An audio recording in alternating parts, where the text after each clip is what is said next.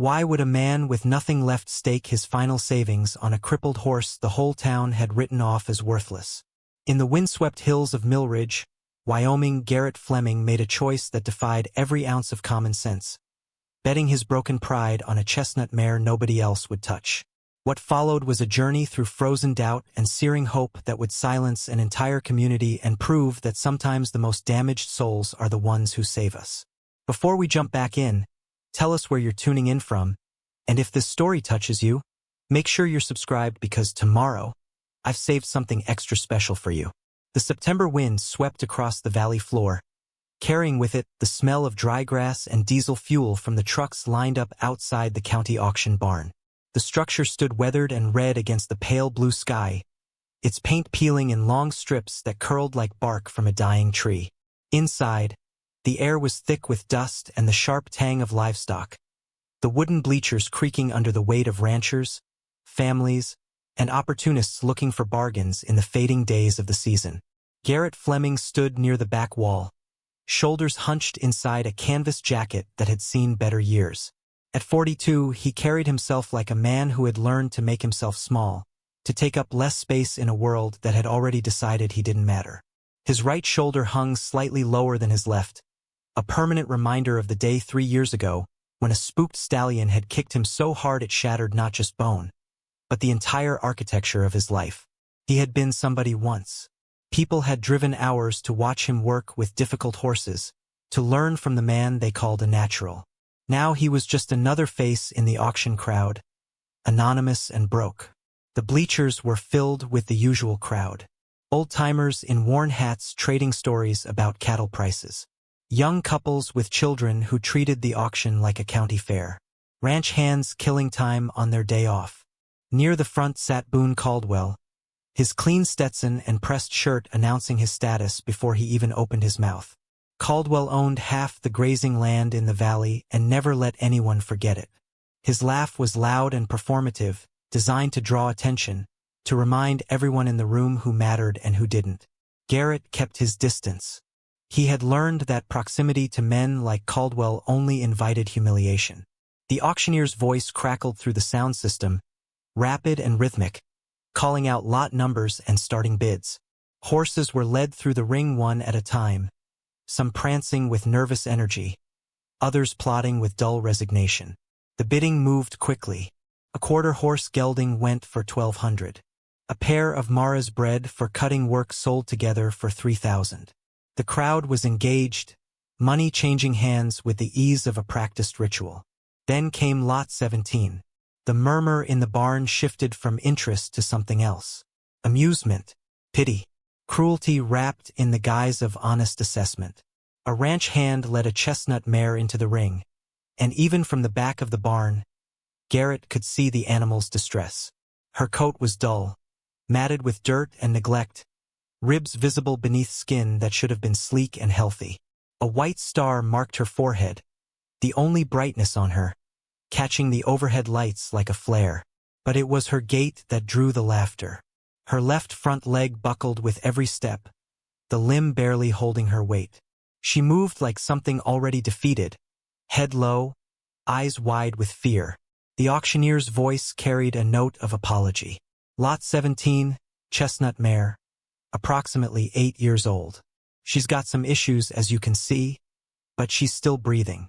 Let's start the bidding at $200. Silence. Then someone in the third row called out, $50 for dog food.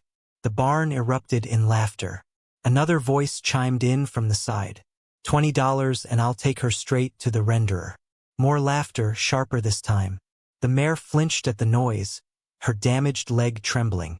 Garrett's hands tightened into fists inside his pockets. He knew that fear. He had felt it himself in the months after his accident. Standing in arenas where he once commanded respect, now reduced to awkward silences and pitying glances. He watched the mare struggle to stand still, watched the way she tried to hold herself together despite the pain radiating through her leg. Something in her eyes refused to surrender even as her body betrayed her. She wasn't broken. She was trapped. Boone Caldwell turned in his seat, scanning the crowd with theatrical amusement. "Hey Fleming," he called out, voice loud enough to carry. This one's perfect for you. Cripple meets cripple. Maybe you two can hobble around together. The barn filled with laughter again. Meaner now, directed. Garrett felt the heat rise in his face, the familiar cocktail of shame and rage that had become his constant companion. Other faces turned toward him, some grinning, others pretending not to notice but listening all the same. From beside him came a quiet voice. Don't let him get to you. Garrett glanced over at his Aunt Nora, who had insisted on coming with him today despite his protests. She was small and gray-haired, wrapped in a wool shawl that smelled faintly of lavender. Her eyes were steady, fixed not on Caldwell but on the mare in the ring. That horse didn't ask to be hurt, she said softly. Neither did you. Her words landed with unexpected weight. Garrett looked back at the mare, who had lifted her head slightly despite the pain, as if sensing the shift in attention. The auctioneer tried again. Come on folks, somebody give me a bid. $50. 40. Anything.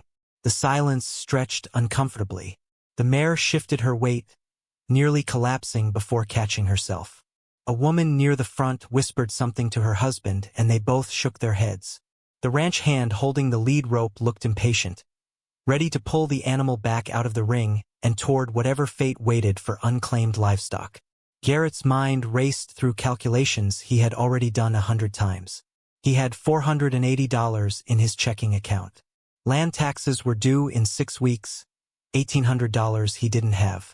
The truck needed new brakes. The stable roof leaked in 3 places. He was behind on the feed bill at the co-op. Every rational cell in his body screamed that spending even $1 on a lame horse was insanity. But rationality had never accounted for the weight of recognition, the pull of seeing yourself reflected in another creature's suffering. His hand moved before his mind could catch up. $100. His voice came out rougher than he intended, cutting through the barn's noise. Heads turned. The auctioneer blinked, surprised. We have 100. Do I hear 120? Silence again, but different now. Confused. Caldwell twisted in his seat, his expression caught between disbelief and delight. Fleming, you can't be serious. You're throwing away money on that? Save it for your tax bill. More laughter, but nervous this time, as if the crowd wasn't sure whether this was funny or sad. Garrett ignored him.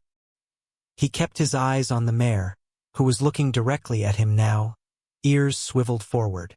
For a moment the noise of the barn faded and there was only that connection, 2 damaged things recognizing each other across the dusty ring. Going once, the auctioneer called. Going twice. His gavel hung in the air for a long beat, waiting for someone to interrupt, to restore sanity to the room. No one did. Sold to number 43 for $100. The crack of the gavel echoed like a gunshot. The barn exhaled collectively. Some people shook their heads. Others whispered to their neighbors. Caldwell's laughter was the loudest, rolling across. Preparing and narrating this story took us a lot of time. So if you are enjoying it, subscribe to our channel. It means a lot to us. Now back to the story. The bleachers. I can't wait to see this, he called out. Bring that mare to the spring showcase, Fleming. Give us all a good show. His words were met with scattered chuckles and a few uncomfortable coughs. Garrett felt Nora's hand on his arm, a small pressure of support. He made his way down to the ring floor, legs stiff, heart pounding harder than it should. The ranch hand thrust the lead rope at him without ceremony. She's all yours. Good luck with that. His tone made it clear what he thought of Garrett's chances. Up close, the mare was even worse than she had appeared from a distance. Her coat was rough with old sweat and dirt. Her mane was tangled with burrs. The white star on her forehead was the only part of her that still carried any brightness, a small defiant marker of beauty in the wreckage. But it was her eyes that held him. Brown and deep and exhausted, yes, but not empty. There was still something there, a flicker of will that hadn't been extinguished. Garrett reached out slowly, letting her see his hand before he touched her neck. She flinched but didn't pull away. Her skin quivered under his palm, warm and alive despite everything. Easy, he murmured. I know it hurts. I know. Her ear flicked toward his voice. He stood there for a moment, aware of the eyes still on him, the whispers, the judgments being passed. Then he gently tugged the rope and began walking toward the exit. The mare followed, each step a visible effort, her damaged leg dragging slightly. But she followed. Outside, the afternoon sun was slanting low, turning the valley gold. Nora waited by Garrett's truck, arms folded. She didn't say anything as he loaded the mare into the trailer, didn't offer advice or warnings. She simply watched with the same steady patience she had always carried. When he finally closed the trailer gate and turned to face her, she spoke. "What are you going to call her?" Garrett looked back at the trailer, at the shape of the mare visible through the slats.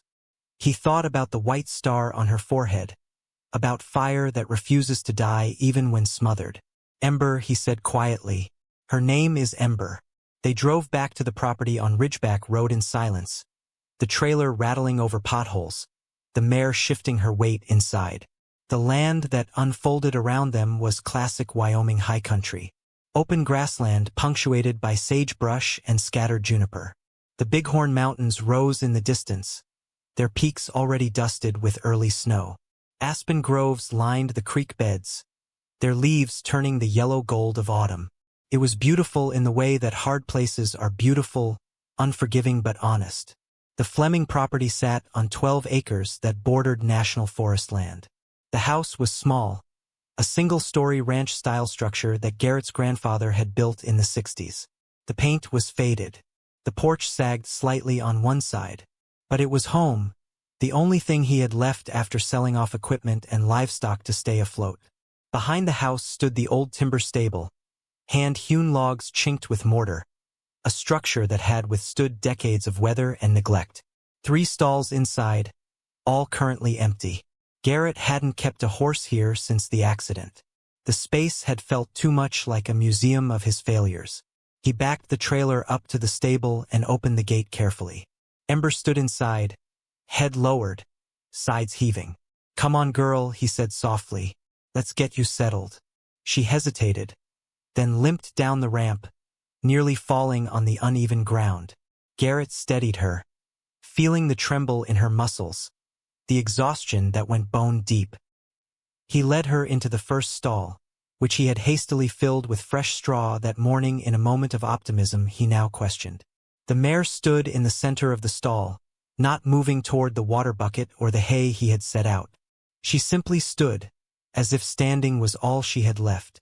Garrett watched her from the doorway, the reality of what he had done settling over him like a heavy coat. He had no plan, no money for a veterinarian, no idea if the leg could even be saved. He had acted on impulse, on emotion, on some desperate need to prove that broken things could still matter. Now, in the fading light of his stable, that impulse felt like the foolishness everyone said it was. Nora appeared beside him, 2 mugs of coffee in her hands. She passed him one without speaking. They stood together in the doorway, watching Ember, who finally lowered her head to sniff at the hay. "She's afraid," Nora said quietly. "Of course she is. She doesn't know if you're another person who'll hurt her or if you're different." Garrett took a sip of coffee, the bitterness matching his mood. "What if I can't help her? What if I just bought myself another failure?" His aunt was quiet for a long moment. Then she turned to look at him directly, her eyes sharp despite her age. "You know what your grandfather used to say? That a man isn't measured by what he's lost, but by what he does with what remains. You've got this stable. You've got time. You've got more knowledge in your damaged shoulder than most trainers have in their whole bodies. And that mare has something you seem to have forgotten you still possess." She paused, waiting until he met her eyes. The will to try again. Her words hung in the air between them, simple and devastating. Garrett looked back at Ember, who was now eating the hay in small cautious bites, her damaged leg cocked to relieve the weight. That night, after Nora had driven home and the valley had fallen into darkness, Garrett sat on an overturned bucket in the stable. A single lantern cast long shadows across the walls. Ember stood in her stall, eyes half closed but still watchful. The autumn night carried the distant sound of coyotes calling from the ridgeline, and the closer sound of crickets in the grass. The stable smelled of old wood and fresh straw and the sharp scent of horse sweat. Garrett leaned forward, elbows on his knees, and spoke into the quiet. "I don't know if I can fix you. I don't even know if I can fix myself." His voice cracked slightly. 3 years ago I had a business. I had respect. I had purpose. Now I'm broke, and everyone thinks I'm a joke. Ember's ear swiveled toward him, listening. He continued, the words coming easier now that they had started. "That kick didn't just break my shoulder. It broke something inside me, made me afraid, made me small. I stopped believing I deserved to take up space." He paused, swallowing hard. "But when I saw you in that ring, the way they laughed, the way they dismissed you like you were nothing, I couldn't walk away. Because I know what that feels like." The mare shifted slightly, her weight settling. The lantern flickered, shadows dancing. Garrett stood slowly, his shoulder aching from the day's tension, and approached the stall. He rested his hand on the rough wood of the door. "Tomorrow we start. I don't know what that looks like yet. Maybe it's just learning to stand together without falling. Maybe that's enough for now." Ember watched him with those deep brown eyes, and in them Garrett saw something he hadn't seen in his own reflection for a very long time. He saw the possibility that survival might be the first step toward something more. Outside, the wind picked up, carrying the scent of sage and the promise of winter still months away. The stars emerged in the clear Wyoming sky, countless and indifferent.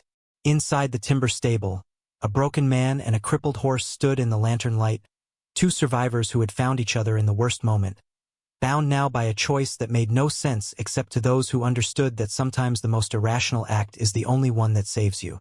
The first light of dawn came cold and gray, seeping through the gaps in the stable walls like water through a cracked dam. Garrett woke with his neck stiff, realizing he had fallen asleep on the wooden bench outside Ember's stall. The lantern had burned out hours ago, leaving only the pale morning to illuminate the timber beams overhead. He sat up slowly, his shoulder sending sharp protests through his spine, and looked into the stall where the chestnut mare stood in the same corner she had occupied all night. She was awake, watching him with those cautious brown eyes. Her injured leg was cocked at an angle that suggested she had barely moved since he had last checked on her. The white star on her forehead caught what little light filtered through the single window, a small beacon in the dimness. Garrett pushed himself to his feet, joints cracking, and moved to the stall door. "Morning, girl," he said quietly. His voice sounded rough and used. Ember's ears flicked forward, but she did not approach. The water bucket remained full. The hay he had left was only partially eaten. He needed coffee. He needed to think. He needed to figure out what he had actually committed himself to in the harsh light of a new day. As he walked toward the house, the September morning wrapped around him with the kind of cold that promised winter was not as far away as the calendar suggested. The grass was wet with dew, soaking through his boots. In the distance, the mountains were draped in clouds that looked heavy with the season's first real snow. The land stretched away in all directions, beautiful and indifferent, the way Wyoming land always was. Inside the kitchen, Garrett put the kettle on and stood at the window while it heated. The house was quiet in the way only empty houses are, every creak and settle amplified by the absence of other human presence. He had lived alone since his divorce 2 years ago, since Rebecca had finally had enough of watching him drown in bitterness and self-pity. She had wanted him to fight his way back. He had wanted to be left alone with his failures. Eventually she had obliged.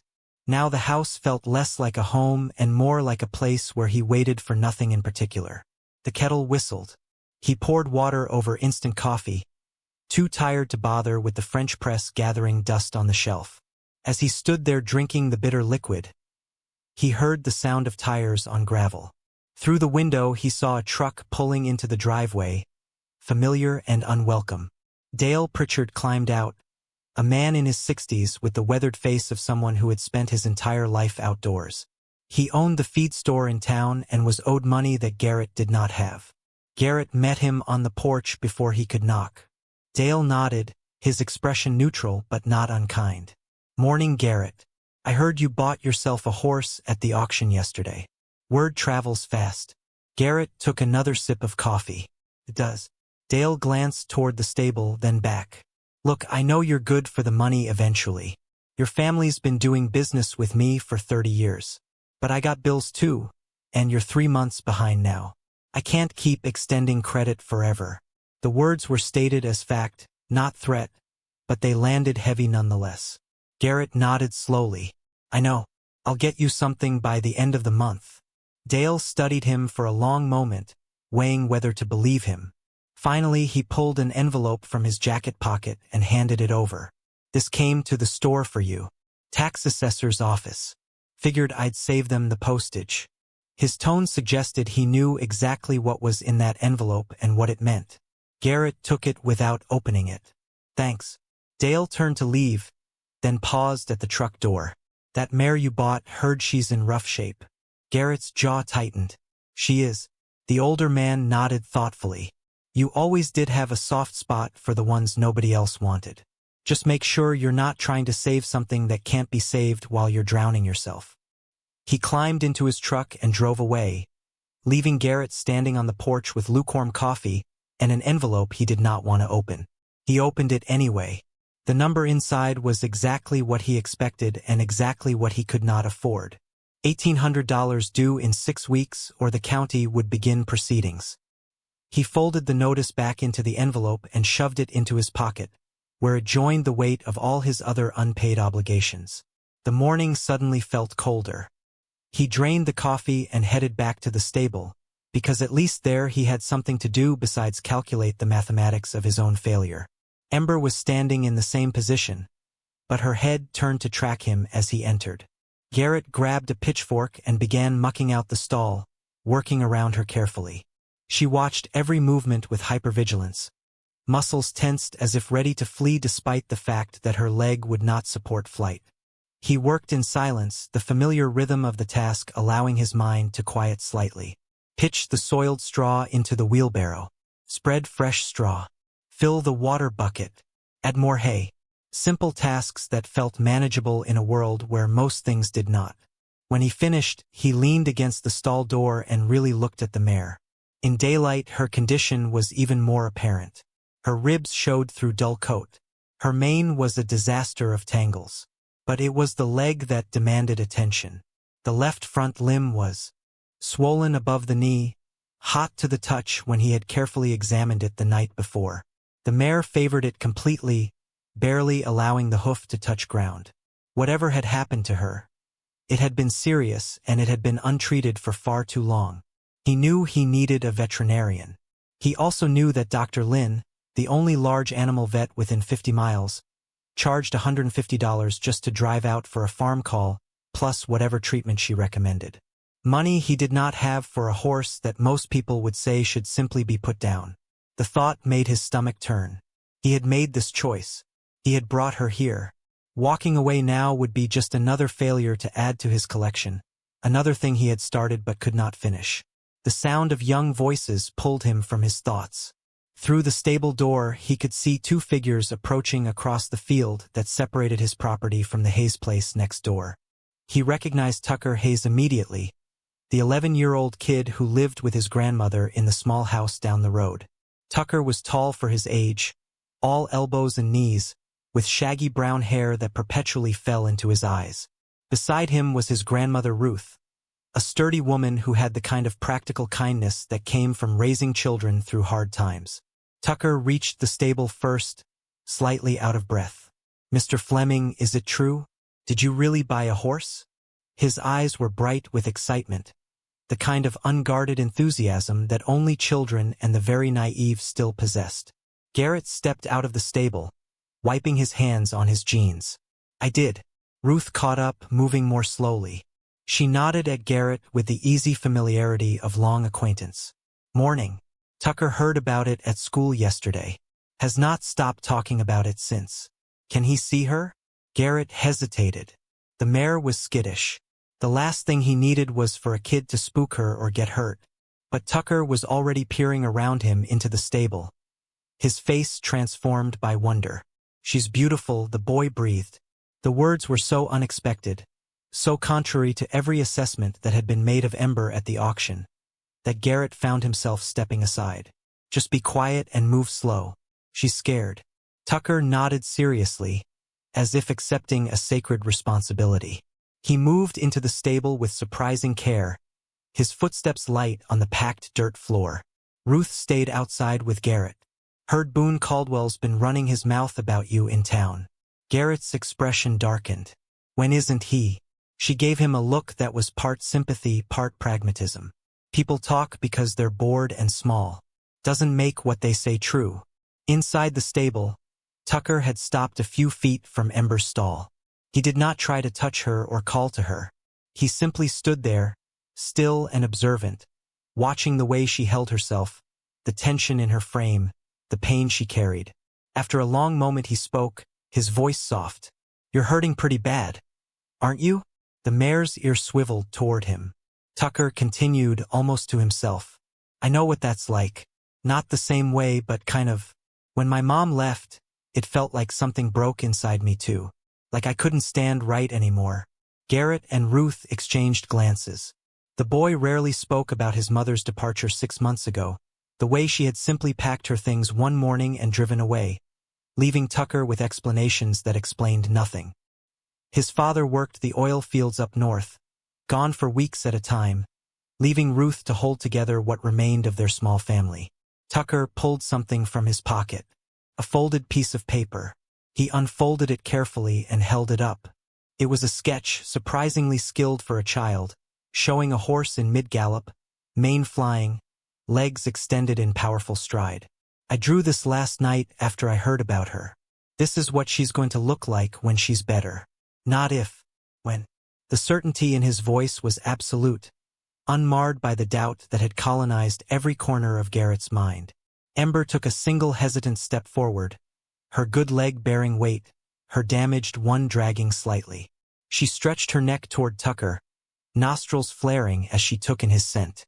The boy remained perfectly still, barely breathing. The mare's muzzle came within inches of the paper, as if she too could see the image of her restored self. Then she pulled back, but something in her posture had shifted. The hypertension had eased slightly. Tucker looked back at Garrett, his face glowing. "She knows. She knows we're going to help her." Ruth cleared her throat gently. "Tucker, we should let Mr. Fleming get back to work." But Garrett surprised himself by saying, "He can stay for a while if he wants. Help with the morning feeding." The boy's face lit up completely. "Really?" Garrett nodded, not entirely sure why he was agreeing to this, but feeling that perhaps having someone around who still believed in uncomplicated possibilities might not be the worst thing. Ruth studied him for a moment, then smiled. "I'll pick him up in a couple hours." "Tucker, you do exactly what Mr. Fleming tells you." The boy nodded vigorously, already turning back to the stable. For the next 2 hours, Garrett showed Tucker the basics of stable care. How to approach a nervous horse, how to read body language, how to move with purpose but without threat. The boy absorbed everything with intense focus, asking questions that showed he was actually thinking, not just performing politeness. "Why does she keep her weight off that leg?" "Because it hurts to put pressure on it." "Will it always hurt?" "I don't know yet." "What made her hurt in the first place?" Garrett paused at that question. Could be lots of things. Bad shoeing, injury in a trailer, someone who didn't know what they were doing trying to work her too hard. Abuse. Tucker's jaw tightened at the last word. "That's not fair. She didn't do anything wrong." "No," Garrett agreed quietly. "She didn't." They worked in companionable silence for a while. Tucker proved surprisingly helpful, fetching water, spreading straw, moving with a carefulness that suggested he understood the fragility of what they were dealing with. When Ruth returned, the boy was sitting cross-legged outside Ember's stall, his sketch pad open on his lap, adding details to his drawing. He looked up reluctantly when his grandmother called his name. "Can I come back tomorrow? Before school, maybe?" Garrett found himself nodding before he had consciously decided. "If your grandmother says it's okay."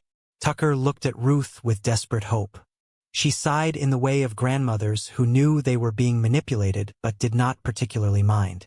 "You can come for an hour before the bus. But your homework better be done." The boy whooped and nearly ran into the stable in his excitement before catching himself and slowing down, remembering the rule about moving carefully around Ember. After they left, Garrett stood in the stable doorway watching them walk back. Across the field, the boy was talking animatedly, his grandmother listening with patient attention. Something in the scene made Garrett's chest ache, though he could not have said exactly why. Perhaps it was the reminder of what uncomplicated care looked like, before life taught you to measure every action against the likelihood of failure. He turned back to Ember, who was watching him with what might have been slightly less fear than she had shown that morning. That afternoon, as clouds gathered over the mountains threatening rain, Garrett forced himself to deal with the other necessities of his day. He called the county office and negotiated an extension on the tax payment, buying himself another month at the cost of additional interest. He called the mechanic in town about the truck brakes and was told it would be $600 he did not have. He stared at the pile of bills on the kitchen table and did the math that never came out favorably. His savings account held $480 before he had bought Ember. Now it held $380. The gap between what he had and what he needed yawned like a canyon. He made a sandwich he did not want and ate it standing at the counter, watching through the window as the first drops of rain began to fall. By evening it was coming down steadily, drumming on the roof, turning the driveway to mud. Garrett pulled on his jacket and went back out to the stable to check on Ember one more time before dark. She was lying down in the straw, her damaged legs stretched awkwardly to the side. When she saw him, she struggled to rise, instinct overriding exhaustion. "Easy," he said. "You can rest. I'm just checking on you." But she hauled herself to her feet anyway, swaying slightly once upright. Her breathing was labored. Garrett's stomach clenched with worry. He needed to do something more than just provide shelter and food. The leg was not getting better on its own. If anything, the swelling looked worse. He stood there in the doorway, rain soaking through his jacket, feeling the weight of inadequacy pressing down like the storm itself. His phone buzzed in his pocket. A text from Nora. "How is she?" He typed back. "Alive. Scared. Hurting." A long pause, then her response. "Like someone else I know. Come for dinner tomorrow. You need to eat something that isn't a sandwich." He almost declined, then thought about another night alone in the empty house and typed, "Okay." The rain continued through the night, steady and cold. Garrett lay in bed listening to it, thinking about the mare in the stable, about Tucker's drawing, about Boone Caldwell's laughter echoing through the auction barn, about the tax bill in his pocket and the feed store debt and the truck that needed repairs, about all the ways this could go wrong and the single fragile possibility that it might go right. Sleep came late and brought dreams of falling, of arenas filled with laughing crowds, of horses that limped through endless dust while he watched helpless from behind fences he could not climb. He woke before dawn feeling less rested than when he had laid down. The rain had stopped, but the world outside was gray and dripping. He pulled on clothes and boots and headed to the stable through mud that sucked at every step. Ember was standing when he arrived, her coat dark with moisture from the damp air. She nickered softly when she saw him, the first sound he had heard her make. It was a small thing, barely more than an exhalation, but it stopped him in his tracks. She was starting to recognize him, starting to associate his presence with something other than threat. He approached slowly, and for the first time she did not tense when he reached the stall door. Progress. Tiny. Fragile. But real. He was filling her water bucket when he heard footsteps behind him. Tucker arrived breathless, his jacket soaked despite the rain having stopped, his backpack slung over one shoulder. He was an hour early. "I couldn't sleep," the boy explained. "I kept thinking about her. Is she okay?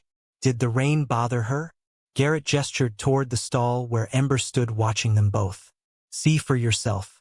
Tucker approached carefully, his previous day's lesson remembered. The mare watched him but did not retreat. "Good morning, Ember," Tucker said softly, trying out the name Garrett had mentioned yesterday. "That's a good name, like fire that doesn't go out." For the next hour they worked together in comfortable silence. Tucker proved himself useful again, anticipating what needed doing, moving with the kind of quiet competence that came from wanting desperately to be helpful. When the school bus horn sounded from the road, the boy gathered his things reluctantly. "I'll come back after school?" Garrett nodded. Tucker grinned and ran off, his boots splashing through puddles. Alone again, Garrett stood looking at Ember, who had moved to the front of her stall as if curious about the boy's departure. The mare's eyes met his and held. In that moment Garrett felt the full weight of what he had taken on. Not just the physical care of a damaged animal, but the responsibility of the hope that others were beginning to invest in her. Tucker's drawings, Nora's quiet faith, even his own desperate need for this to mean something. He thought about Boone Caldwell's mockery, about the town's whispers, about the very real possibility that he was throwing away resources he could not spare on a cause that was already lost. But he also thought about the way Ember had nickered this morning, the way she had stepped toward Tucker instead of away, the way her eyes still held that flicker of will despite everything she had endured. Maybe that was enough. Maybe that small flame was worth protecting even if it cost him everything he had left. The morning stretched toward noon. Garrett worked on fence repairs, his shoulder aching, his mind only half on the task. Every hour or so he returned to the stable to check on Ember, bringing fresh water, adjusting her straw, speaking softly so she would learn his voice as something safe. By afternoon he admitted to himself what he had been avoiding since the auction. He needed help that he could not afford.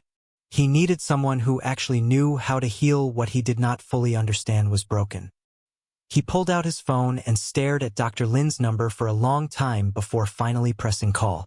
The receptionist answered with practiced efficiency. "Millridge Veterinary Services." Garrett cleared his throat. "This is Garrett Fleming out on Ridgeback Road. I need Dr. Lin to come look at a horse." There was the sound of pages turning. "We can schedule you for next Thursday.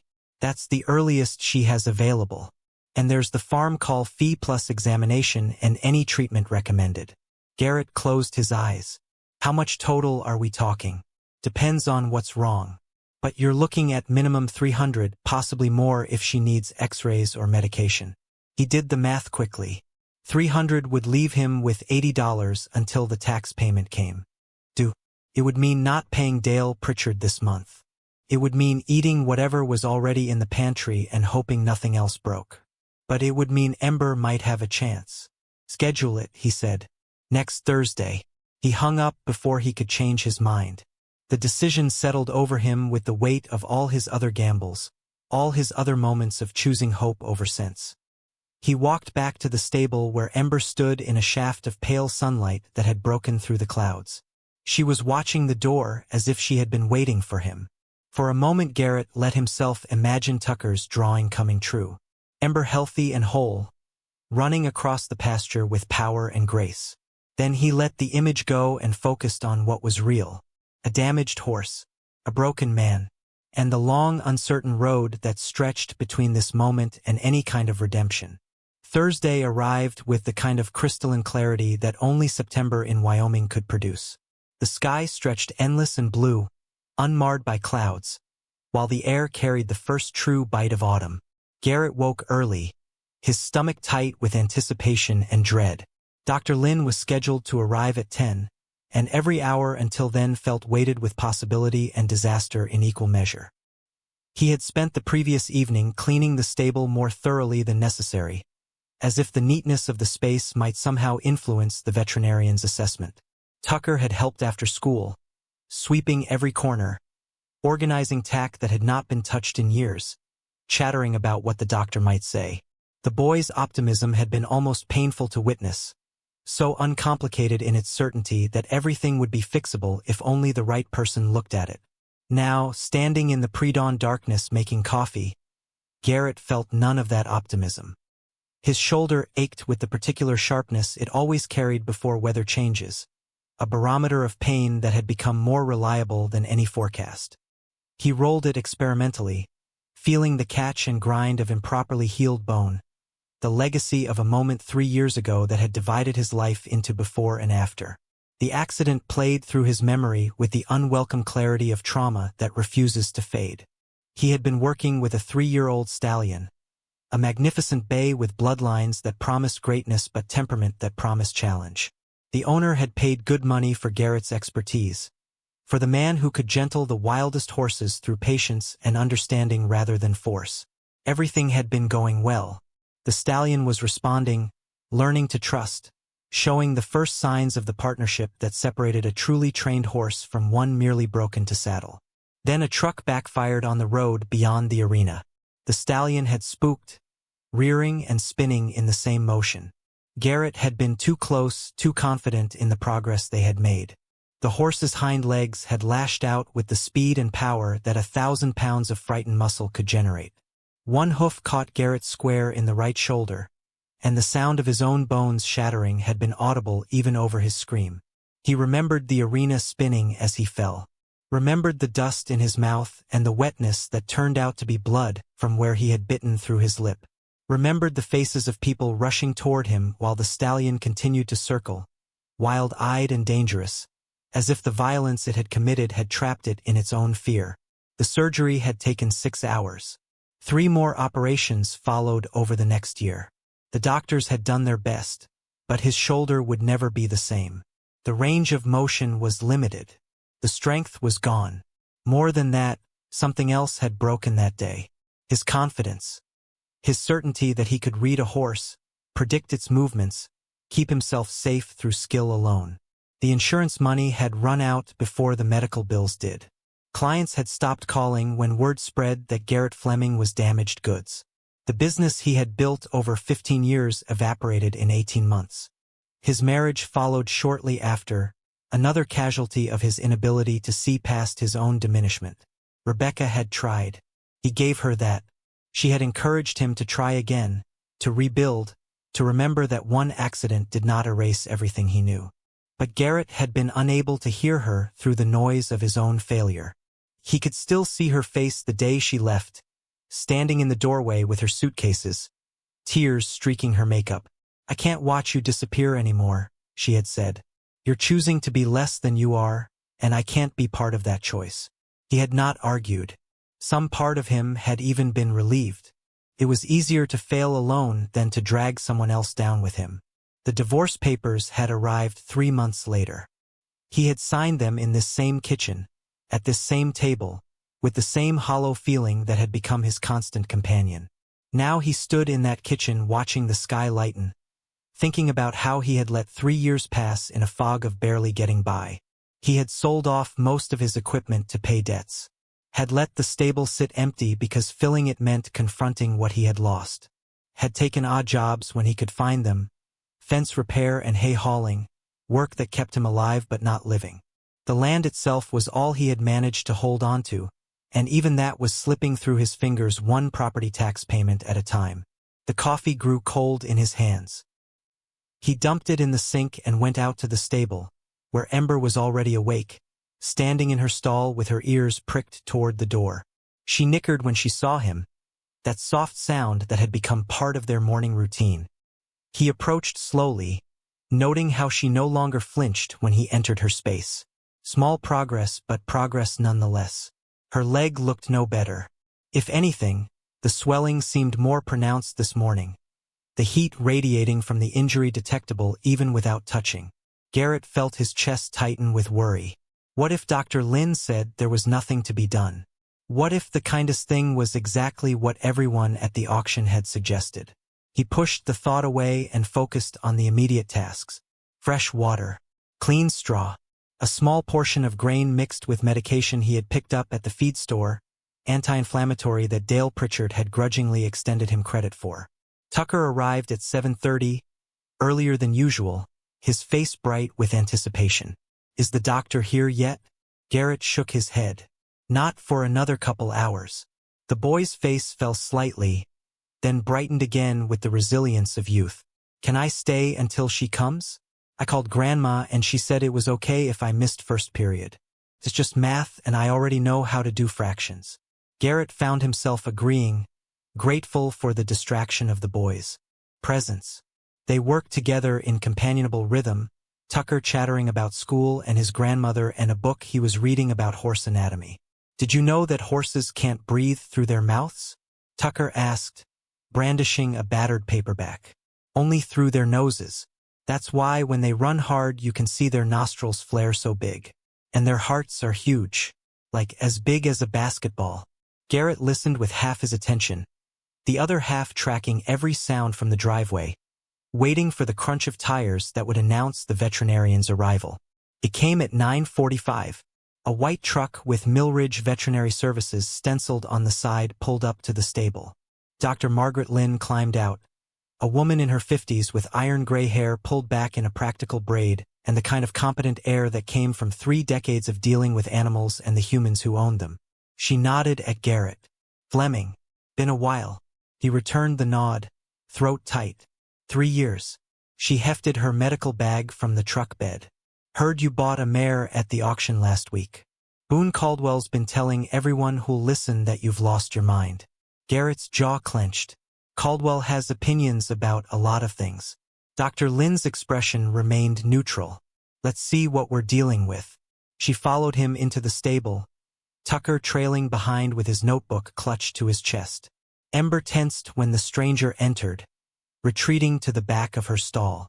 The veterinarian stopped at the door, assessing the mare with the practiced eye of someone who had seen every kind of damage livestock could endure. After a long moment she spoke. How long has she been like this? Garrett moved to stand beside her. I don't know what happened before the auction. She's been with me 8 days. Dr. Lynn entered the stall slowly, speaking in low tones to the mare. Easy girl. Just going to take a look. Ember's nostrils flared, but she allowed the approach. The veterinarian's hands moved over the horse with efficient gentleness, palpating the injured leg, checking range of motion, observing how the mare distributed her weight. The examination took 20 minutes.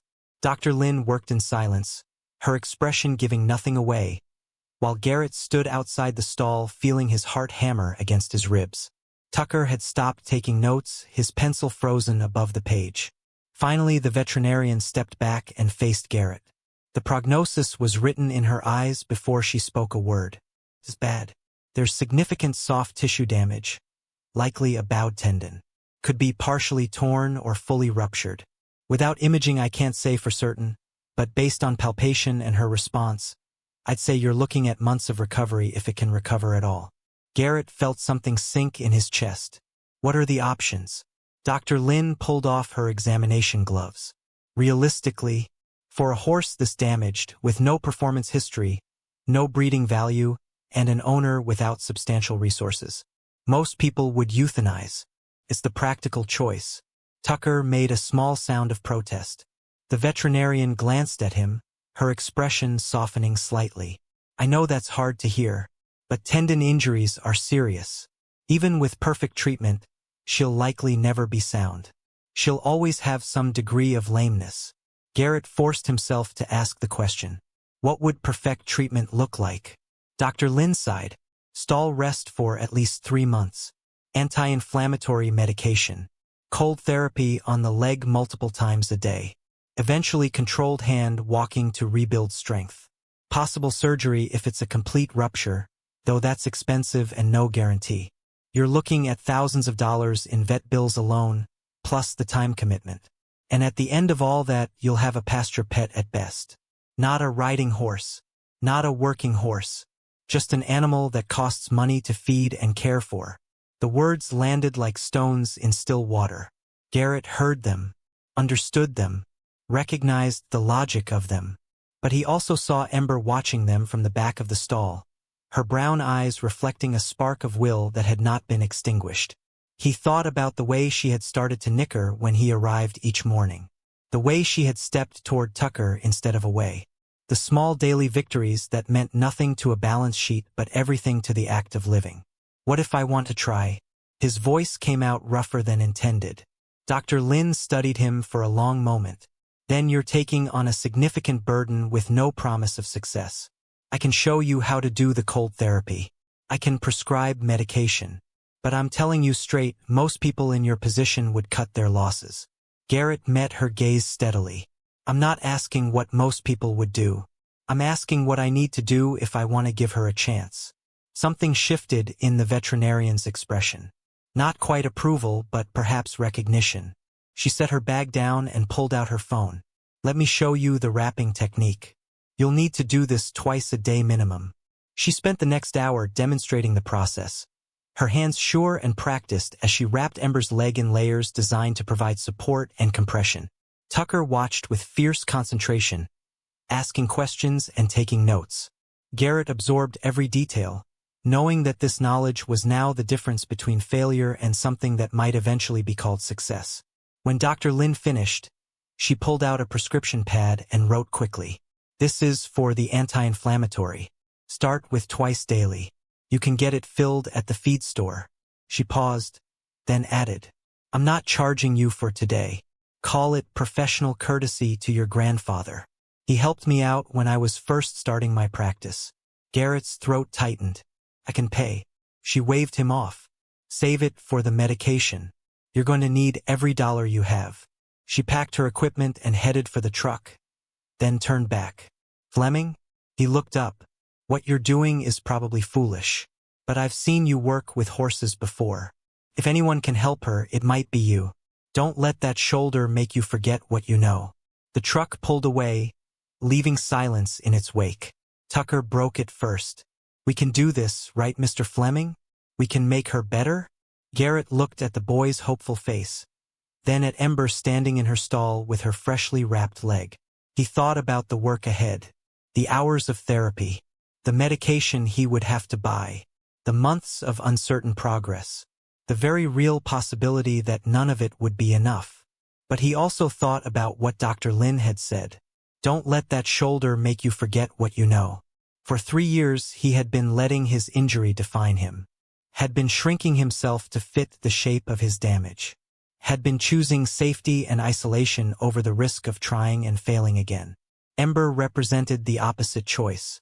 She was the decision to try despite knowing failure was possible, to care despite knowing loss was likely, to believe that effort mattered even when outcomes were uncertain. He realized suddenly that Tucker was still waiting for an answer. Garrett took a breath and nodded. We can try. That's all anyone can ever do. Try. The rest of the day passed in a blur of activity. Garrett drove to the feed store where Dale Pritchard filled the prescription without comment, but with a look that suggested he was keeping a running tally of debts owed. Tucker helped prepare the cold therapy supplies, filling buckets with ice water, cutting old towels into strips that could be used for wrapping. They established a schedule. Morning therapy before Tucker went to school. Evening therapy after he returned. Twice daily medication with feed. Constant monitoring for any change in the injury. By the time Ruth came to collect Tucker that evening, the boy was exhausted but glowing with purpose. He showed his grandmother the wrapping technique, explained the medication schedule, displayed his notebook now filled with diagrams and observations. Ruth listened patiently, then met Garrett's eyes over her grandson's head. Thank you, she said quietly, for letting him be part of this. He needs something to care about right now. Garrett nodded, understanding what she was not saying. That Tucker needed purpose as much as Ember needed healing. That maybe they were all saving each other in small ways. After they left, Garrett stood alone in the stable as dusk settled over the valley. Ember was lying down, her wrapped leg extended, her breathing steady. The white star on her forehead caught the last light filtering through the window. Garrett thought about the path ahead, about all the ways this could still go wrong. The money would run out. The leg might not heal. The town would continue to mock. Boone Caldwell would find new ways to make him feel small. The tax payment loomed like a cliff edge he was walking toward in darkness. But there was also this moment, this stable, this horse who had started to trust him, this boy who believed that broken things could be mended. And somewhere inside himself, buried under 3 years of bitterness and defeat, a small flame that refused to be extinguished. The same flame he saw in Ember's eyes. The refusal to surrender even when every rational assessment said surrender was the only sensible choice. He knelt beside the stall and spoke quietly into the gathering darkness. I don't know if I can fix you. Don't know if I can fix myself. But I'm going to try. Every day. Until we either succeed or there's nothing left to give. Ember's ear swiveled toward his voice. Outside, the first stars emerged in the deepening blue. Coyotes began their evening chorus from the ridgeline. The air smelled of sage and the coming cold. Garrett stayed there for a long time, his damaged shoulder aching, his heart uncertain but no longer quite as hollow as it had been. Tomorrow would bring new challenges, new doubts, new calculations of money and time and probability. But tonight there was simply this: a man and a horse, both broken, both still standing, both choosing to try. The weeks that followed Dr. Lin's visit settled into a rhythm that was equal parts exhausting and meditative. Garrett rose each morning before dawn, his body protesting the cold and the early hour, but his mind already focused on the tasks ahead. The stable became the center of his world, every other concern pushed to the periphery except for the immediate needs of keeping Ember alive and moving toward something that might eventually be called healing. Tucker arrived faithfully each morning, his breath visible in the autumn air, his grandmother's old coat wrapped around his thin frame. Together they performed the cold therapy ritual that Dr. Lin had taught them. Fill the bucket with ice water. Soak the towels. Wrap the injured leg in layers of cold compress. Hold it there for 20 minutes while Ember stood patient and trusting. Remove the wraps. Massage the area gently to restore circulation. Apply the support bandages. Twice a day, every day, without fail. The boy had taken to sketching each session, documenting the subtle changes in Ember's condition with an artist's eye for detail. Look, he would say, holding up his notebook. See how the swelling is down just a tiny bit from last week? And yesterday she put more weight on it when she was eating. That's progress, right? Garrett would study the drawings, comparing them to his own observations, and have to admit that Tucker was right. The changes were incremental, barely visible from day to day, but over the course of weeks they accumulated into something measurable. The medication helped. The anti-inflammatory that Dale Pritchard grudgingly continued to provide on credit seemed to ease some of Ember's discomfort. She moved with slightly less hesitation. Her appetite improved. The dullness began to fade from her coat as proper nutrition and care worked their slow magic. But it was the intangible changes that struck Garrett most profoundly. The way Ember now greeted him with a soft nicker each morning. The way she leaned into his touch when he massaged her leg. The way she had stopped flinching at sudden sounds, as if she had decided that this place, this stable, these people were safe. October arrived with the first hard frost. The aspens on the hillsides turned brilliant gold, then began to drop their leaves in showers that covered the ground like coins. The mornings grew bitter, ice forming in the water buckets overnight, breath hanging in clouds that dissipated slowly in the still air. Garrett added blankets to Ember's stall, layering them to keep her warm without restricting her movement. Tucker brought carrots from his grandmother's garden, presenting them to the mare with solemn ceremony. But autumn also brought the reality that Garrett had been trying not to think about. The tax payment deadline loomed 3 weeks away. His bank account, depleted by medication and supplies, held $140. He needed $1,800. The math was impossible no matter how many times he tried to make it work. He considered selling equipment he no longer used, but most of it was already gone. He thought about taking a loan, but no bank would extend credit to someone in his position. He lay awake at night running calculations that always ended in the same place. Failure. It was Nora who finally forced the conversation he had been avoiding. She appeared one Sunday afternoon with a pot of soup and the kind of determined expression that meant she was not leaving until she had said what she came to say. They sat at the kitchen table, steam rising from bowls neither of them was eating, while she studied him with eyes that saw too much. "You're going to lose the land," she said quietly. It was not a question. Garrett stared at the soup. "The county gave me an extension, but it runs out in 3 weeks. I don't have the money." Nora was silent for a long moment. Then she reached into her purse and pulled out a checkbook. "I have some savings. Not much, but enough to cover what you need." Garrett's head snapped up. "No, absolutely not. You need that for yourself. For medical bills or emergencies or—" She cut him off. "I need it for family. Your family. This is an emergency." He shook his head, throat tight. "I can't take your money. You worked your whole life for that." His aunt's expression softened but did not yield. Your grandfather built this land with his hands. Your father kept it going through droughts and recessions.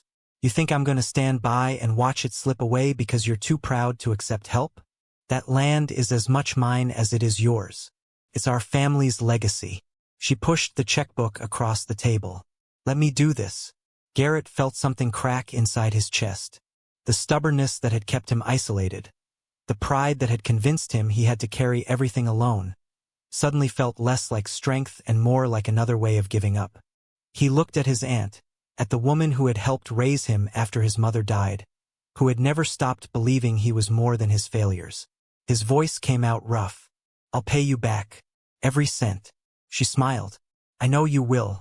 Now eat your soup before it gets cold. The check sat on the table between them like a bridge across an impossible gap. Garrett reached out and took it, feeling the weight of what it represented. Not just money, though that was what it was on paper, but belief, investment, the kind of love that shows up with practical solutions instead of empty platitudes. He folded it carefully and put it in his pocket next to the tax notice that had been living there for weeks. Thank you, he said, the words inadequate but all he had. Nora stood and began clearing the bowls. Now tell me about the mare. How is she really doing? They moved to the stable, where Ember stood in a shaft of afternoon sunlight, her coat gleaming with the care that had been lavished on it. Nora approached slowly, her movements gentle despite her age, and reached out to stroke the white star on Ember's forehead. The mare accepted the touch calmly, a radical change from the terrified animal who had arrived 6 weeks ago. She's beautiful, Nora said softly. Garrett leaned against the stall door, watching his aunt commune with the horse. She's getting stronger. The leg isn't healed, but it's improving. Dr. Lin says we're past the point where she was in immediate danger. Now it's just time and consistency. His aunt turned to look at him. And you? Are you getting stronger too? The question caught him off guard. He started to deflect, to offer some surface answer, but something about the way she was looking at him made that impossible. I don't know, he admitted. Some days I feel like maybe I can do this. Like maybe I'm remembering who I used to be before everything went wrong. Other days I feel like I'm barely holding on. Like one more thing going wrong will break me completely. Nora nodded as if she understood perfectly. That's how healing works.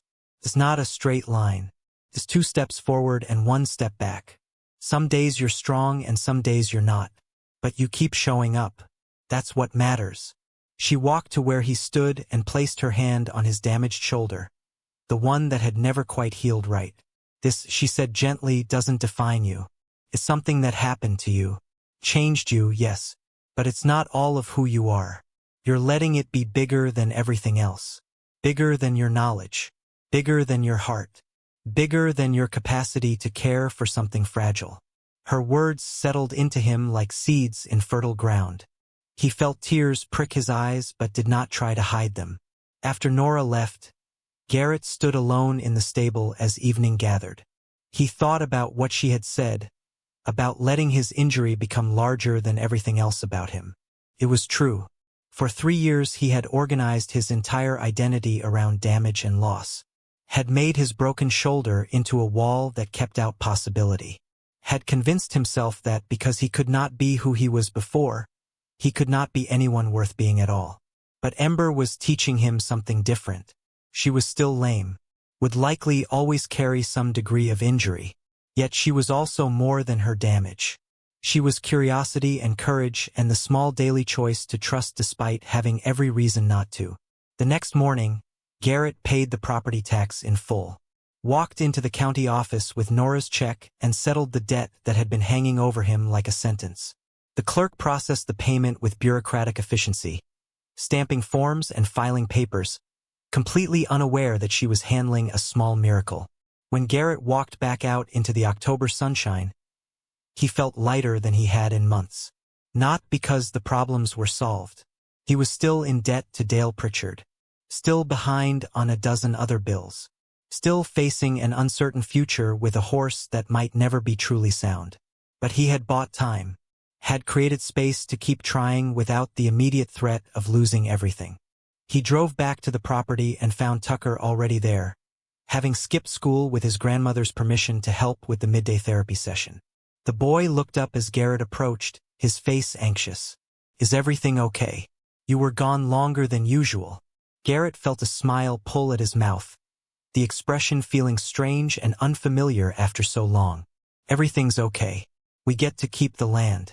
Tucker's face transformed with relief and joy. He let out a whoop that made Ember's ears swivel with alarm, then clapped his hand over his mouth. "Sorry, but that's great. That's so great, Mr. Fleming." They worked together in comfortable silence for a while, the routine of care settling around them like a familiar garment. Garrett watched the boy's careful hands wrapping Ember's leg, the concentration on his young face, the gentleness in every movement. Tucker had changed over the past weeks, had grown more confident, more purposeful. The haunted look that had lingered in his eyes after his mother's departure had faded, replaced by something steadier. Hope, maybe, or simply the knowledge that he mattered to something beyond himself. When they finished, Tucker pulled out his notebook and showed Garrett his latest drawing. It was Ember in motion, legs extended, mane flying, the white star on her forehead bright as a beacon. But this time he had added another figure. A man standing at the fence, watching. The man's posture was straight, shoulders squared. No sign of injury or defeat, just presence, just witness. Garrett stared at the image, recognizing himself in that figure and yet not recognizing himself at all. "Is that how you see me?" he asked quietly. Tucker nodded. "That's who you're going to be. When she's healed. When you remember." The boy's certainty was both touching and terrifying. Garrett wanted to warn him that reality might not match the drawing, that the future was uncertain and hope was dangerous and sometimes trying your best was not enough. But looking at Tucker's earnest face, at the faith written there, he could not bring himself to dim it with doubt. Instead he said, "Keep drawing. Keep believing. We'll see what happens." November arrived with the first real snow. Not the dusting that had come and gone in October, but serious accumulation that blanketed the valley and turned the world monochrome.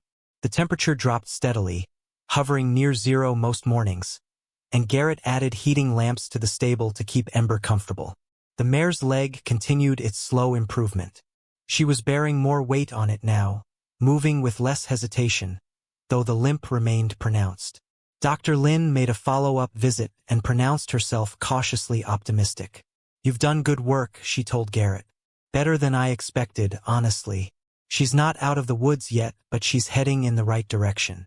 The town's attitude began to shift as well, so gradually that Garrett almost did not notice at first.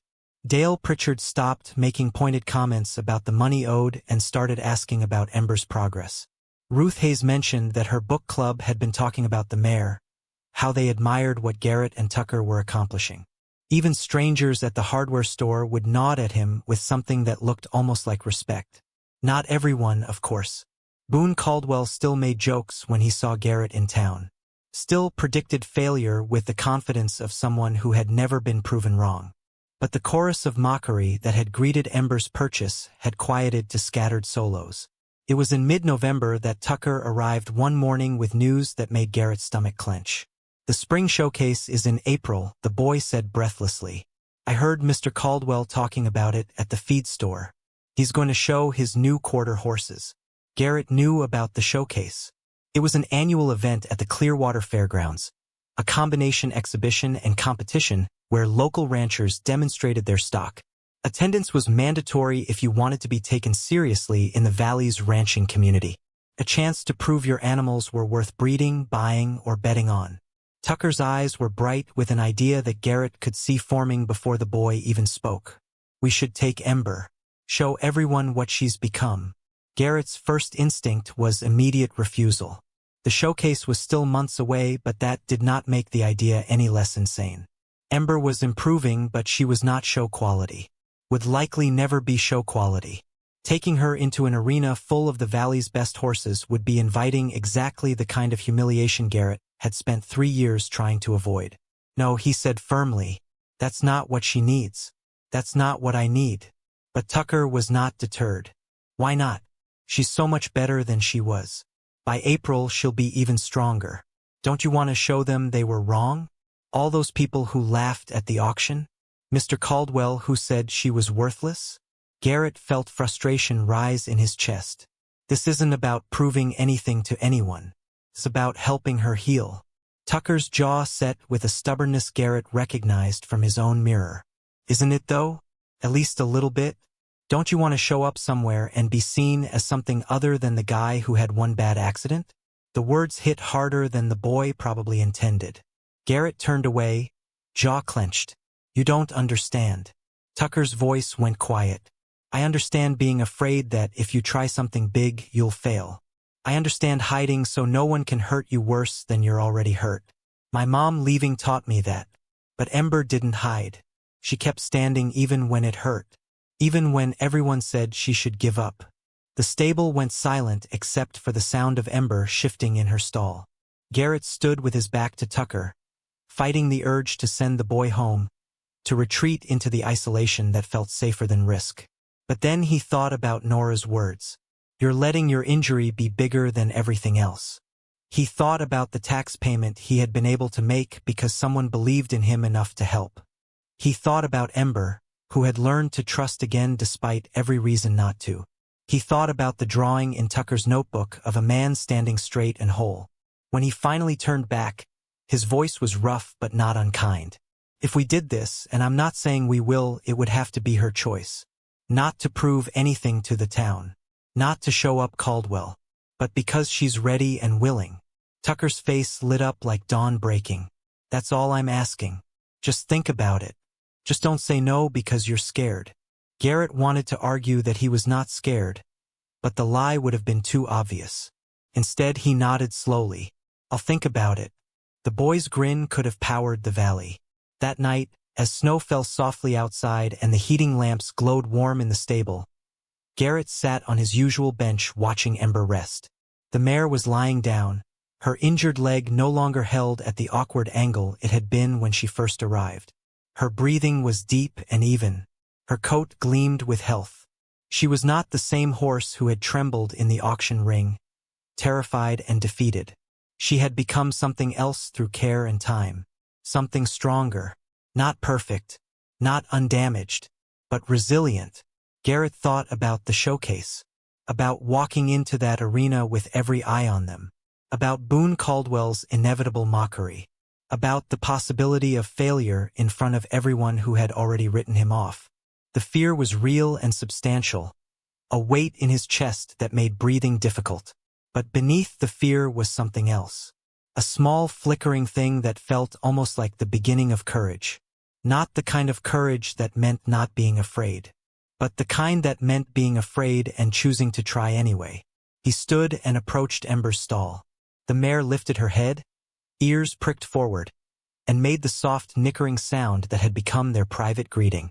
Garrett reached through the bars and stroked her neck, feeling the warmth of her, the solidness, the life that insisted on continuing despite damage. What do you think? He asked quietly. Are we brave enough to show them who we've become? Ember exhaled, her breath warm against his hand. Outside, the snow continued to fall, covering the world in silence. Inside the stable, a man and a horse stood together in the lamplight, both scarred, both healing, both beginning to remember that they were more than the worst thing that had ever happened to them. The decision settled over Garrett slowly, like snow accumulating one flake at a time until suddenly the landscape had transformed. He did not announce it to Tucker, did not call Nora or tell anyone in town. He simply began preparing as if April and the showcase were inevitable. He adjusted Ember's exercise routine, adding short walks beyond the stable, then longer ones across the pasture. He worked on her responses to voice commands, teaching her to move with him rather than just following the lead rope.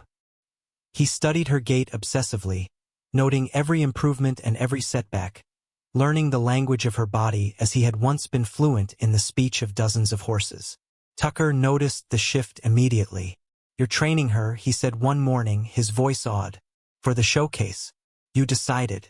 Garrett did not look at the boy, keeping his attention on Ember as they completed their walk around the property. I decided we would prepare. Whether we actually go depends on how she progresses. Tucker's whoop of joy sent birds scattering from the nearby trees. Ember's ears flicked back at the noise, but she did not startle. Her trust in Garrett now deep enough that sudden sounds no longer triggered panic. December brought deeper cold and shorter days. The work continued with monastic dedication. Morning therapy, midday exercise, evening care.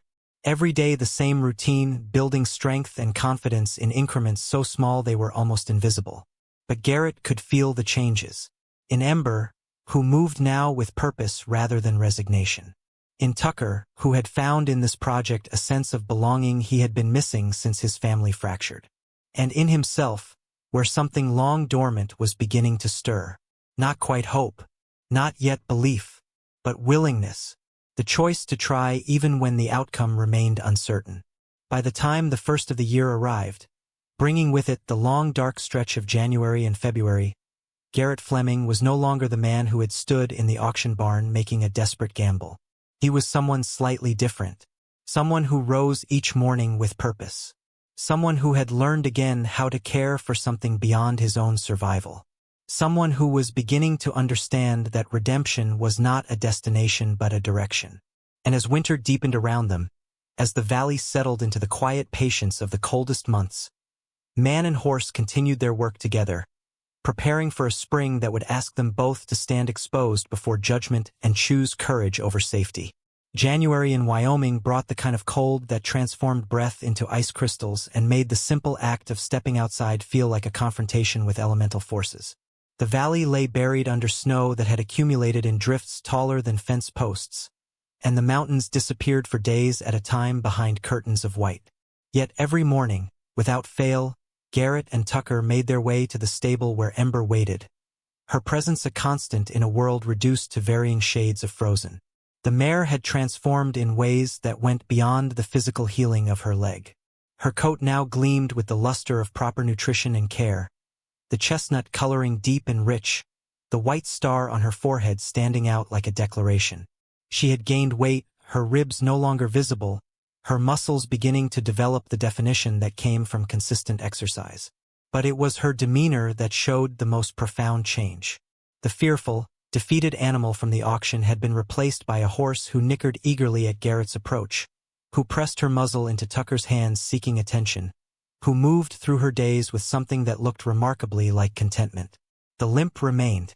It was less pronounced than it had been, the injured leg now bearing weight more evenly, but still visible in her gait. Dr. Lin had warned them this might be permanent, a reminder of damage that could be managed but never completely erased. Garrett had made his peace with that reality. Ember would never be a performance horse in the traditional sense.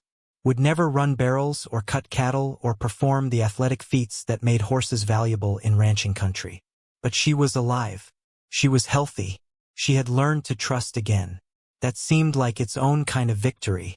Tucker had become an almost permanent fixture at the property. He arrived before school most mornings, stayed late most afternoons, and spent entire weekends helping with whatever needed doing. His grandmother Ruth had stopped apologizing for his constant presence, seeming to understand that whatever was happening in that stable was good for her grandson in ways that went beyond simple hobby or distraction. The boy had found purpose, and purpose had given him back a piece of himself that his mother's departure had stolen. It was Tucker who kept bringing up the spring showcase, weaving it into conversations with the persistence of water wearing stone. Have you thought about what we'll do with her at the showcase? Should we practice anything special? Do you think Mr. Caldwell will be surprised when he sees how good she looks? Garrett deflected most of these questions, unwilling to commit to something that still felt like tempting fate. But privately, in the quiet hours when he worked alone with Ember, he was preparing. The preparation was not for spectacle. Garrett was not trying to teach Ember tricks or flashy movements that would impress a crowd. Instead, he focused on something more fundamental. He was building communication, teaching her to respond to voice and gesture with the kind of sensitivity that made ropes and halters unnecessary. It was the work he had once been known for, before the accident, the ability to create partnership rather than dominance. With Ember, he rediscovered that language, and in doing so, rediscovered a part of himself he thought had been destroyed. February arrived with a brief thaw that turned the snow to slush and revealed patches of brown earth like promises of spring. The temperature climbed above freezing for the first time in weeks, and water dripped from icicles in rhythmic percussion. Garrett led Ember outside for a longer walk than usual, wanting to take advantage of the softer ground. Tucker followed at a distance with his ever-present notebook, documenting everything. They were halfway across the pasture when Garrett made a decision that surprised even himself. He stopped and turned to face Ember, who halted beside him with ears pricked forward attentively. The mare watched him with those deep brown eyes that had learned to hold trust instead of fear. Garrett took a breath, removed the lead rope, and stepped back. The mare stood unrestrained, free to bolt or wander, held only by her own choice to remain. For a long moment nothing happened. Ember simply stood there, processing the absence of constraint. Then Garrett raised his hand in a gesture they had practiced hundreds of times in the stable, a simple invitation to move forward. And Ember responded. She walked toward him, her gait uneven but willing, closing the distance until she stood at his shoulder. Garrett's throat tightened. He gave another signal, this one asking her to circle around him. Again she complied, moving in a slow orbit, her injured leg managing the turn with only slight hesitation. Tucker had stopped writing, his pencil frozen above the page, watching with an expression of wonder. "Mr. Fleming," he called softly. "She's doing it. She's working free." Garrett nodded, not trusting his voice. For the next 20 minutes he guided Ember through a series of movements, all without any physical connection between them. Walk, stop, turn, back. Simple commands that demonstrated something far more complex. Trust, understanding, partnership freely given rather than forced. When they finally stopped, Garrett was surprised to find his face wet with tears he had not felt forming. That night, alone in the house while wind rattled the windows, Garrett made the decision he had been circling for months. He would take Ember to the spring showcase. Not to prove anything to Boone Caldwell or the town. Not to reclaim some former glory. But because she had earned the right to be seen for what she had become. Because hiding her away felt like a betrayal of everything she had overcome. Because showing up, despite fear and despite the likelihood of judgment, was itself an act of courage worth attempting. He called Nora to tell her. Her response was characteristically direct. About time. That mare deserves to stand in front of people and let them see their own foolishness reflected back at them. But what about you? Are you ready to stand there too? Garrett considered the question seriously. I don't know if I'm ready, but I'm willing. That's going to have to be enough. His aunt's approval came through in the warmth of her voice. Willing is where ready starts. I'll be there. Front row. Cheering loud enough to embarrass you. The next morning Garrett told Tucker. The boy's reaction was everything expected and more. He actually jumped in the air, whooping loud enough that Ember's ears flattened briefly in alarm. We're doing it. We're really doing it. When can we start practicing for real? What should we work on? Should we make a routine? Can I help? Can I? The questions tumbled out in an avalanche of excitement. Garrett held up a hand for quiet, fighting a smile. We're already practicing. Everything we've been doing is practice. We just keep doing that. Keep building her strength. Keep reinforcing the communication. That's all we can do. But Tucker's enthusiasm was infectious, and despite his attempts at restraint, Garrett found himself caught up in it. They began to refine their work, not changing what they did but bringing more intention to it. Garrett mapped out a simple demonstration that would showcase Ember's progress without pushing beyond her capabilities. Liberty work, moving together without restraints, showing the relationship they had built. Nothing flashy. Nothing that would strain her injured leg. Just honest demonstration of partnership and trust. Word began to spread through the valley that Garrett Fleming was planning to bring the lame mare to the showcase. The reactions were mixed. Some expressed curiosity, wondering what he could possibly intend to demonstrate with a crippled horse. Others offered quiet support, having watched from a distance as he poured months of effort into her rehabilitation. And some, led by Boone Caldwell, responded with open mockery. Garrett heard about Caldwell's comments secondhand, through Dale Pritchard, who mentioned them while Garrett was picking up supplies at the feed store. Caldwell's saying you've finally lost what little sense you had left. Says he can't wait to watch you embarrass yourself in front of the whole valley. Dale paused, then added, for what it's worth, I think it takes guts to show up after what you've been through. Not sure I could do it. The words sat with Garrett as he drove home. Embarrassment was certainly possible. Likely, even. He was planning to walk into an arena with a horse that limped, to perform movements that would seem simple compared to the cutting horses and ropers that usually commanded attention at the showcase. People would judge, would compare, would find him and Ember lacking by conventional measures. But somehow, the anticipation of that judgment no longer paralyzed him the way it once would have. March arrived with the tentative emergence of spring. Snow receded from the south-facing slopes first, revealing grass that had somehow stayed green beneath its white blanket. The aspens began to bud. Creek water swelled with runoff, the sound of it audible from the house. The air lost some of its bitter edge, though mornings still required layers and the nights still froze hard. But there was a softening, a promise that winter's grip was finally loosening. Ember seemed to sense the change. She moved with more energy, her head higher, her ears constantly swiveling to catch new sounds. The increased daylight meant longer training sessions, and Garrett took full advantage. They worked in the pasture most days now, the ground firm enough to support exercise without risk of injury. Tucker documented everything, his notebook filling with sketches and observations that tracked progress in meticulous detail. It was during one of these sessions that Garrett noticed they had an audience. A truck was parked on the road beyond the property fence, and several people stood watching. He recognized a few. Ruth Hayes had brought some of her book club friends. Dale Pritchard leaned against his vehicle, arms crossed but expression attentive. Even the Hendricks from the neighboring property had stopped their own work to observe. Garrett felt his stomach clench with the old familiar anxiety of being watched. But Ember stood calmly beside him, unbothered by the spectators, and her steadiness steadied him. He continued the demonstration he had been practicing, a series of movements that flowed one into another.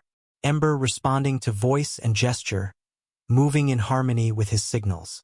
The limp was visible with each step, impossible to hide, but it no longer seemed to define her. She was graceful despite it, powerful in her own way, beautiful in her imperfection. When they finished, spontaneous applause broke out from the watchers.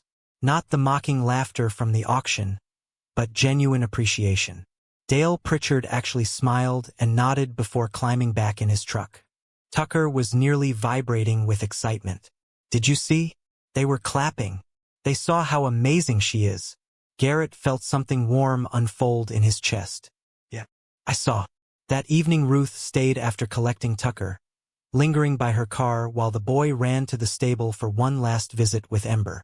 She looked at Garrett with an expression he could not quite read. I know what you're doing here isn't just about the horse, she said quietly.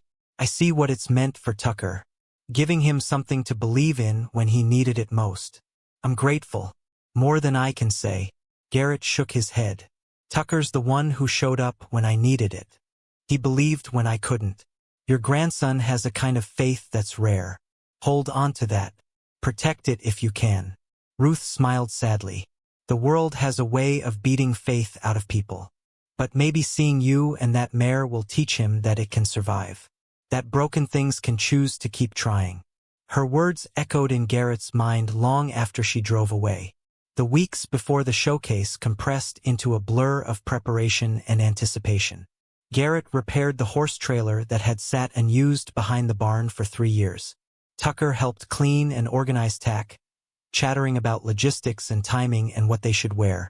Nora called regularly with encouragement and practical advice. Even Dr. Lynn stopped by unannounced one afternoon to check on Ember's progress, pronouncing herself impressed with the mare's condition and wishing them luck. But it was Boone Caldwell's reaction that crystallized everything. Garrett encountered him at the hardware store 2 weeks before the showcase. Caldwell was holding court near the counter, surrounded by ranch hands and hangers-on. His voice loud and self-satisfied. Heard you're bringing your charity case to the showcase, Fleming. Going to demonstrate the fine art of teaching a crippled horse to walk in circles? The men around him laughed dutifully. Garrett felt the old shame try to rise, the instinct to shrink and deflect and disappear. But something had changed in the months since the auction. He met Caldwell's eyes steadily. I'm going to demonstrate what partnership looks like when you build it on trust instead of force. You should try it sometime. Might teach you something. The silence that followed was absolute. Caldwell's face darkened, the smile sliding away. His companions shifted uncomfortably, suddenly very interested in their boots. You've got a smart mouth for someone who's about to humiliate himself in public, Caldwell said, his voice low and sharp. Garrett felt his pulse quicken but kept his voice level. Maybe, or maybe I'm just done caring what you think. He turned and walked away, his hands shaking slightly but his head high. Behind him he heard someone mutter that Fleming had guts after all. The comment should not have mattered, but somehow it did. The night before the showcase, Garrett could not sleep. He lay in bed watching shadows move across the ceiling, playing through scenarios that ranged from modest success to catastrophic failure. What if Ember spooked in the arena? What if her leg gave out? What if the crowd's reaction overwhelmed them both? What if he froze, his old fears rising up to paralyze him at the crucial moment? The questions circled like vultures. Finally he gave up on sleep and went to the stable. Ember was awake, standing in her stall with ears pricked toward the door as if she had been expecting him. Garrett entered quietly and stood beside her, resting his hand on her warm neck. Tomorrow we show them who we are, he whispered. Not perfect, not undamaged, but still here, still trying, still worth something. The mare turned her head and nuzzled his shoulder, her breath warm against his neck. As dawn broke cold and clear, Tucker arrived with his grandmother. The boy was dressed in his church clothes, hair combed flat, face scrubbed and shining with nerves and anticipation. You ready, Mr. Fleming? Garrett looked at the boy, at the hope written so plainly on his young face, then at Ember, who stood calmly in her stall wearing the simple halter they had chosen. He thought about the journey from auction to this moment. Thought about all the small choices that had led here. Thought about Nora's check and Dr. Lynn's expertise and Tucker's unwavering faith. Thought about his own slow crawl back toward believing he was more than his worst moment. Ready as I'll ever be, he said. They loaded Ember into the trailer with surprising ease. The mare walked up the ramp without hesitation, her trust in Garrett complete. As the truck pulled away from the property, Garrett caught sight of the stable in the rearview mirror, the place where all this transformation had happened in increments too small to see but too powerful to deny. The Clearwater Fairgrounds were already filling with trucks and trailers when they arrived. Horses of every description were being unloaded, groomed, prepared. The air hummed with energy and competition. Garrett found a quiet spot to park and began his own preparations, moving with deliberate calm even as his heart raced. Tucker stayed close, helping with equipment but mostly just being present. You're going to be great, the boy said. You both are. Everyone's going to see what I've been seeing all along. Garrett wanted to tell him not to get his hopes up, to prepare for disappointment, to understand that the world did not always reward effort with success. But looking at Tucker's earnest face, he found he could not dim that light. Instead he said, whatever happens out there, what we've already done matters. We took something broken and made it whole enough. That's worth something regardless of what anyone else thinks. The showcase began with the usual demonstrations. Quarter horses showing their speed and agility. Cutting horses displaying their instinctive cattle sense. Ropers executing perfect throws. The crowd cheered and applauded, responding to the skill and power on display. Garrett watched from the sidelines, Ember standing quietly beside him, and felt the gulf between these polished performances and what he was about to attempt. Then he heard his name called over the loudspeaker, and there was no more time for doubt. He led Ember toward the arena entrance, Tucker walking on his other side. The boy squeezed his arm once, then stepped back to join Ruth in the stands. Nora was there too, front row as promised, her face set with fierce pride. And Boone Caldwell sat with his entourage, that familiar smirk already in place, ready to enjoy the spectacle of Garrett Fleming's humiliation. Garrett took a breath and walked into the arena, into the light, into the moment of choosing courage over safety. Ember walked beside him, her limp visible to every eye, her white star catching the sun, her trust absolute. And as the crowd's murmur rose around them, Garrett Fleming made his stand. The dust rose in golden clouds as Garrett led Ember into the center of the Clearwater Fairgrounds arena. The spring sun blazed overhead, illuminating every detail with unforgiving clarity. The stands were packed, faces turned toward them in collective anticipation, some curious, some skeptical, some openly hostile. Garrett could feel the weight of every gaze, could sense the judgments forming before he had even begun. His damaged shoulder throbbed with tension, a physical manifestation of the anxiety coursing through him. Ember walked beside him with her characteristic limp, each uneven step announcing her imperfection to the assembled crowd. The white star on her forehead seemed impossibly bright against her chestnut coat, a beacon drawing attention to exactly what Garrett had once wanted to hide. He stopped in the center of the arena, the silence pressing down like physical weight.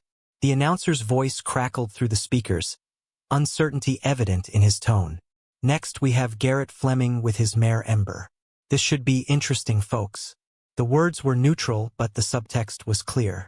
Interesting meant unexpected, meant unusual, meant the crowd should prepare for something outside the norm of polished performances they had witnessed all morning. Garrett heard scattered laughter from the stands, heard whispers that carried clearly in the spring air. That's the lame one from the auction. What's he thinking bringing her here? Caldwell's going to love this. Garrett's hands trembled slightly as he removed Ember's halter. This was the moment of complete vulnerability. No rope, no physical control, just the relationship they had built over months of patient work. Ember stood free in the center of the arena, able to bolt or freeze or do anything her instinct demanded. For a heartbeat, nothing happened. The mare simply stood there, processing the unfamiliar environment, the crowd noise, the pressure of open space. Then Garrett raised his hand in the signal they had practiced countless times. Come. His voice was steady despite the chaos in his chest. Ember's ears swiveled toward him. She took one step forward, then another, closing the distance until she stood at his shoulder.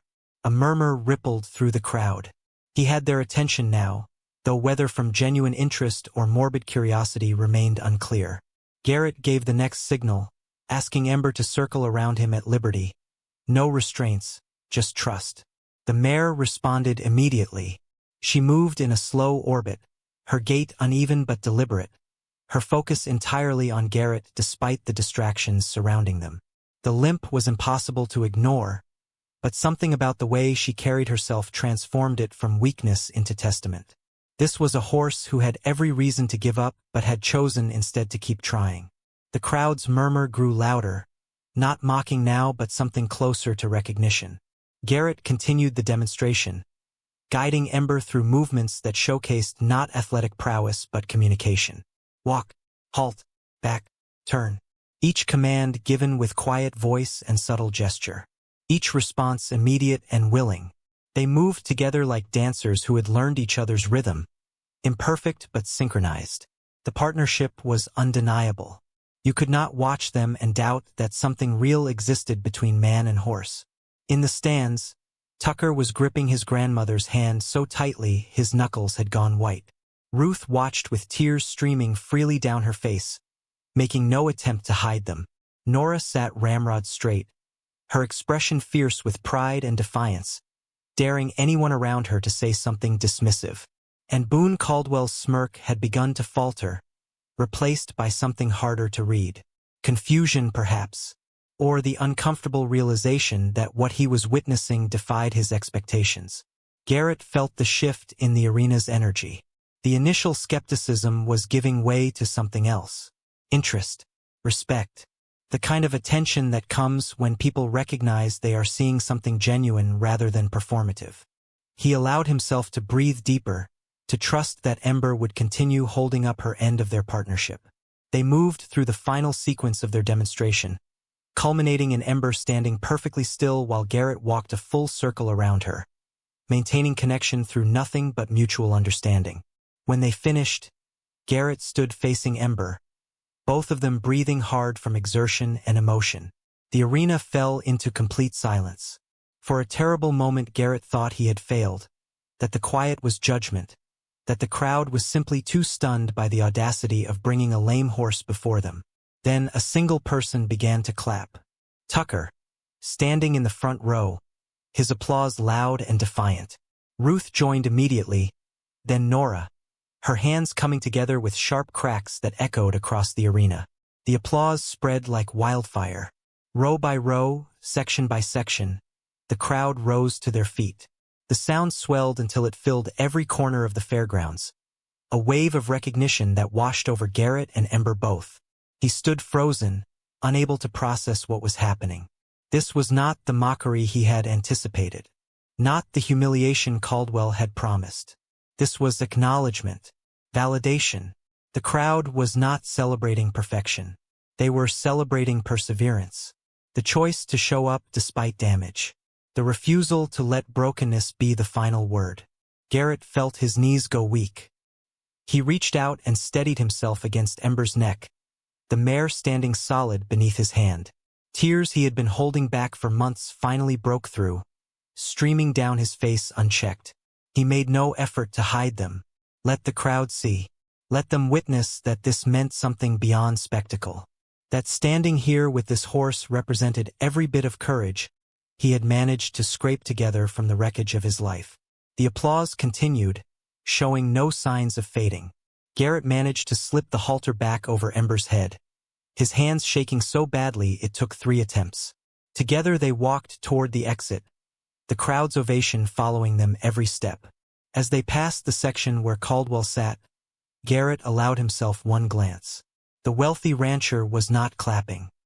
His face was set in rigid lines, jaw clenched, eyes dark with something that might have been anger or might have been envy. Their eyes met for a brief instant, and Garrett saw in that moment that Caldwell understood exactly what had just happened. He had been wrong, publicly, undeniably wrong. Outside the arena, Tucker reached them first, launching himself at Garrett with enough force to nearly knock him over. "You did it. You both did it. That was amazing. The best thing I've ever seen." The boy was laughing and crying simultaneously, his face pressed against Garrett's jacket. Ruth arrived more slowly, wrapping her arms around both of them. "I've never been prouder to know someone," she said quietly. "Either of you."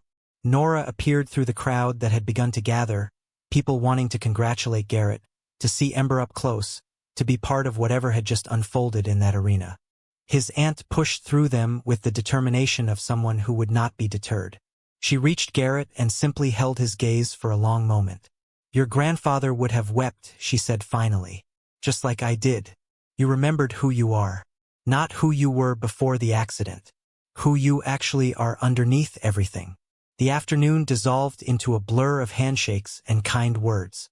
Dale Pritchard appeared to tell Garrett his feed store debt was forgiven, paid in full by an anonymous donor, though his knowing look suggested Nora had been busy. Dr. Lynn stopped by to examine Ember, pronouncing her in excellent condition and admitting she had not believed this outcome was possible. Even strangers approached to share their own stories of loss and recovery, of choosing to try again despite fear. As the sun began its descent toward the mountains, casting long shadows across the fairgrounds, Garrett finally found a quiet moment alone with Ember. The mare stood peacefully in the shade of the trailer, her eyes half closed, exhausted but content. He rested his forehead against her neck, breathing in the familiar scent of her, feeling the steady rhythm of her breathing. "We did it," he whispered. "Showed them that broken doesn't mean finished. That damage doesn't have to be destiny." Tucker appeared one last time before his grandmother took him home. He pressed his notebook into Garrett's hands. "I want you to have this. All the drawings, all the notes. So you remember." Garrett opened it to find months of careful documentation. Sketches of Ember's transformation. Observations written in a child's careful hand. And on the final page, a new drawing. Garrett and Ember standing in the arena, surrounded by light, both of them whole not despite their scars but inclusive of them. The drive back to the property was quiet. Garrett's mind was too full for conversation. Cycling through the day's events, trying to integrate what had happened into his understanding of himself and his place in the world. When they arrived home, he unloaded Ember and settled her in her stall with extra grain and fresh water. She deserved to be pampered tonight. They both did. As darkness fell and the first stars emerged, Garrett stood on the hill above his property looking down at the stable where a light burned in the window. This land that had nearly been lost. This horse that had nearly been destroyed. This life that had nearly given up entirely. All of it still here, still standing. Not perfect, not undamaged, but resilient, alive, worth the effort it took to keep going. His phone buzzed with a text from Nora. "I'm proud of you isn't enough, but it's all I have." He typed back simply, "Thank you for believing when I couldn't." Her response came immediately. "That's what family does. We carry each other until we can walk on our own again." Garrett put the phone away and stood in the darkness, letting the peace of the moment settle into his bones. Tomorrow would bring new challenges. Bills would still need paying. The shoulder would still ache. Life would continue with all its complications and uncertainties. But tonight, standing on this hill under stars that had witnessed every moment of his journey from auction to arena, Garrett Fleming allowed himself something he had not felt in years. Not happiness exactly. Something deeper. Wholeness. The sense that all his scattered pieces had finally come back together. Rearranged perhaps.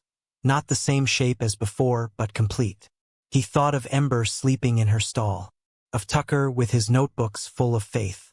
Of Nora and her quiet strength. Of the crowd rising to their feet not for perfection but for perseverance. And he understood finally that redemption was not about erasing the past or returning to who you were before damage occurred. It was about choosing each day to build something from what remained. To stand despite the limp. To trust despite the fear. To show up even when hiding felt safer. The wind carried the scent of sage and thawing earth. And in the distance a coyote called to the emerging moon. Garrett turned and walked back down the hill toward home.